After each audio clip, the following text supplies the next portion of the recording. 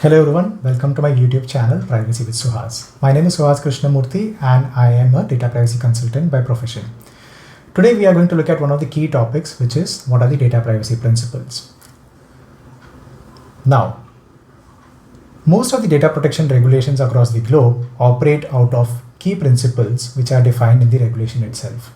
And why do these regulations have key principles? These are basically the driving forces of the regulation on which all the controls stipulated in the regulation are built upon, right? So these are basically the fundamental rights which are stipulated in these regulations.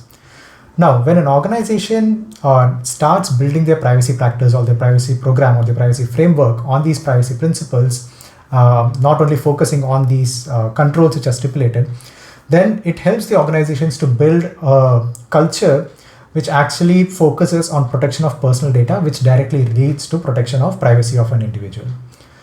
Now, even though at a broad level there are 7 key principles stipulated in these regulations, regulations choose to actually either combine these principles or explicitly split these principles in order of convenience and in order to meet the jurisdictional and the local cultural requirements where they operate. So don't worry if you see that different regulations are having different key principles. Most of these privacy principles are consistent throughout all the regulations on which you're operating. Now, coming to the first principle, which is lawfulness, fairness, and transparency. So this particular principle has 3 components to it. The first one is lawfulness. Any processing of personal data which an organization undertakes must be based on a legal basis which is stipulated in the regulation, right? So a regulation might stipulate all these listed lawful bases. So for example, it can be consent, legitimate interest, legal obligation, vital interest, so on and so forth. We'll be talking about all these different types of lawful bases in a separate video. However, just to give you a context, if an organization chooses to process its personal data under one of these categories of processing or the lawful basis, then the organization is safe. Otherwise, the organization can face penalties as well as legal action. Now, when we talk about fairness, so fairness is not exactly a control. So it is very subjective. Organization must take a very conscious decision as to whether the personal data has to be collected for the particular processing activity or not. And if at all it is necessary, how it can be justified to the data subjects as well as to the regulators. So that is where fairness comes into picture, and an organization must be very, very careful about deciding on what kind of personal data which has to be collected. Now, transparency, again, we have spoken about this in our previous videos. Organizations need to be as transparent as possible when it comes to processing of personal data. And this is so because the ultimate purpose of having a data protection regulation and the organizations trying to comply to this regulation is to ensure that the individuals who are targeted know where exactly the personal data is lying and how exactly personal data is processed, right? And that is where the whole concept of privacy notice, privacy policy, and taking of consents, all these comes into picture. Now, this is the first key principle on which a regulation operates. Now, the second key principle is purpose limitation, right? So purpose limitation, whenever an organization chooses to actually collect personal data for any processing activity, then it must be collected and processed for specified, explicit, and legitimate purposes. So again, we are seeing that 3 components are over here: specified, explicit, and legitimate purpose. So organizations must clearly specify for what reasons are they collecting personal data and processing these data, right? So that is what specified means. Explicit is there should be no dark patterns in the way the purpose is being communicated to the data subject. So if you, for example, if you take a privacy notice must contain explicit reasons for which personal data is being collected, and also the reasons must be legitimate in nature. So please don't confuse this particular legitimate word with the legal basis which we spoke about earlier. Here, what we are trying to say is that the interest of the data subject must be taken into consideration before we actually process that particular personal data. Now, the other angle to this particular purpose limitation principle is that it should not be used for purpose which is incompatible with the original purpose for which it was collected. So for example, if my organization collects my personal data for order processing, right? In that case, my email ID and my phone number cannot be used for probably a telemarketing purpose or for sending, promotional emails to me unless I have explicitly consented to it. So that is what it means by, a purpose limitation, and it should not be used for any processes which are incompatible with the original purposes for which it was collected. Now, if at all personal data has to be used for additional purposes, then organizations must, ensure that they take the consent of the data subject for the additional purpose for which the personal data will be used in the future. Now let us look at data minimization principle. So when we talk about data minimization, it basically talks about collecting only the required data by an organization in order to fulfill a process. So for example, if you take an e-commerce website and an e-commerce company, in order to process and fulfill my order, they need to collect only the required data such as my name, email address, my residential address, my preferred method of communication, and my phone number, and that's all. I mean, that's all is required to actually fulfill my order. So the organization does not need to know my employment details, my salary details, or my marital status, and so on and so forth for order fulfillment.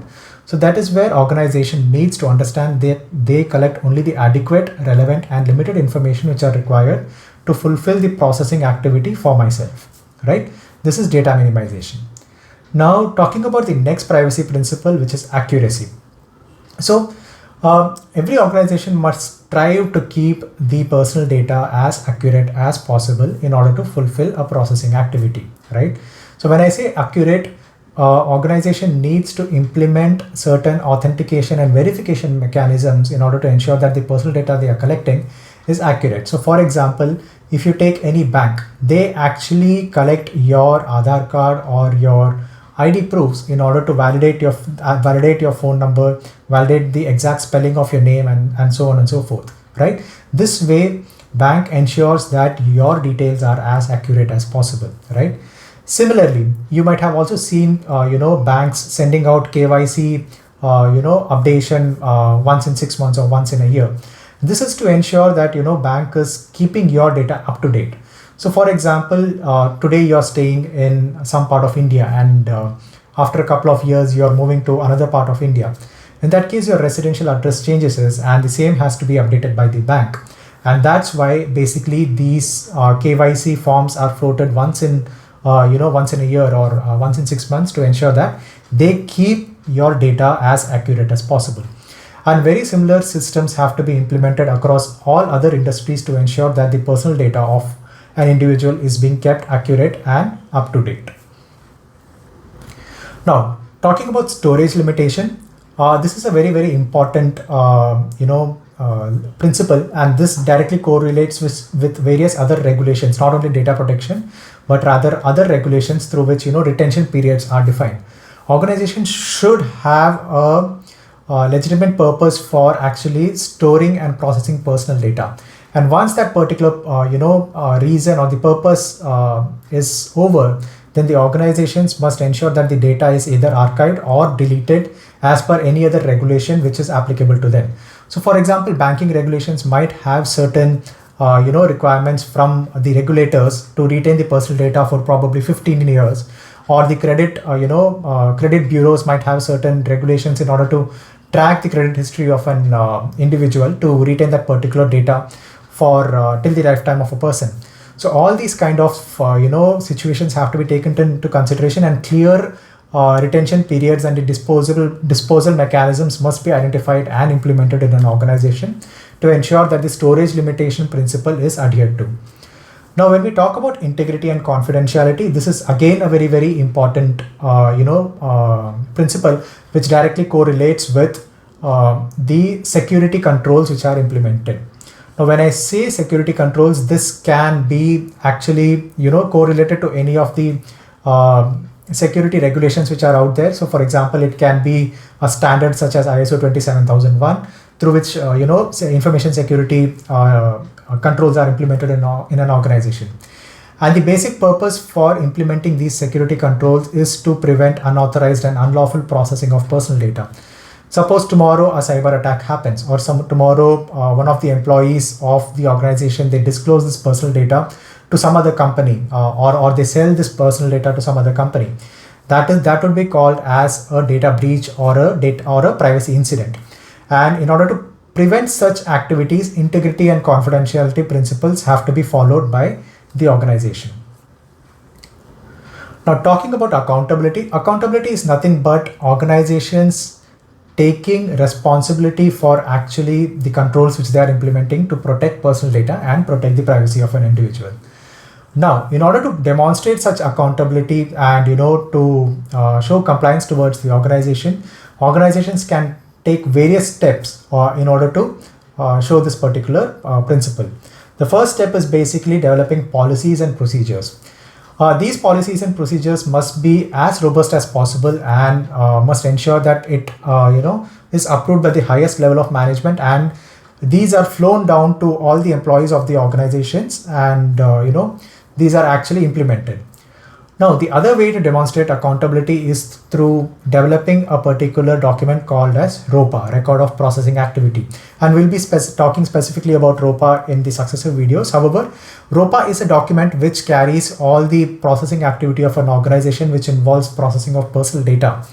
And these processing activity and this particular document will have all the information such as why the personal data is collected, and whether the personal data is shared with any third parties, or whether the personal data is shared to another country, and what are the retention period, what are the security controls implemented, and so on and so forth. Now, another way through which accountability can be demonstrated is through appointing a data protection officer. Even though as per regulations it might not be mandatory, it is always encouraged to have a DPO who can actually act as a standalone point of contact for the data subjects involved in the organization. And the DPO will basically be monitoring the privacy processes and also ensuring that the privacy processes. So from this we come to the end of the session, and we have seen what exactly privacy principles are and why organizations need to implement these privacy principles. In the successive videos, we'll also talk more in relation to how the organizational controls relate to these privacy principles. And you'll also learn a lot more about the Indian DPDPA Act and other regulations which are coming up. Thank you so much for taking your time out today and listening to me. And please feel free to put your comments on the comment box, and do like and share my video. Thank you so much and have a great day.